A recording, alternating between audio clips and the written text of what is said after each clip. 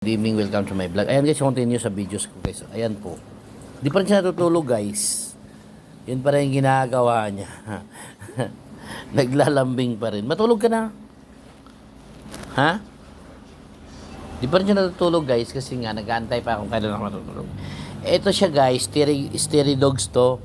Ang nangyayari sa kanya guys, first time namin check-in dito sa hotel na ito. So, ayun.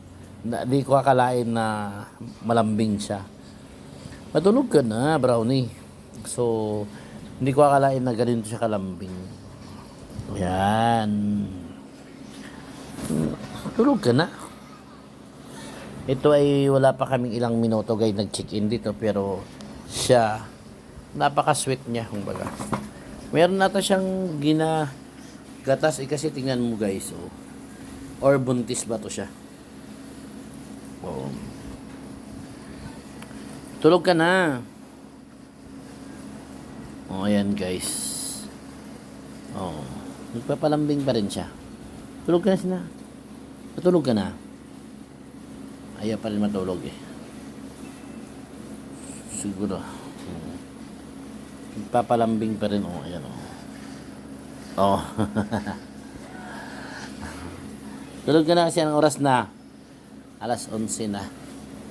Oh, ayan. Nagpapalambing pa rin siya. Binubuhat niya yung kamay ko guys para himas-himasin yung ulo niya.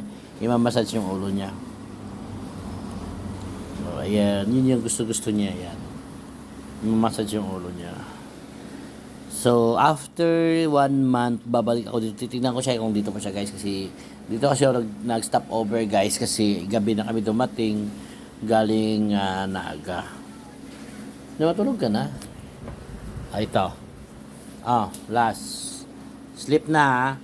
Brownie sleep na. Pinapatulog ko na siya guys kasi gabi na. Mag 12 midnight na eh. So yan. Sure ba?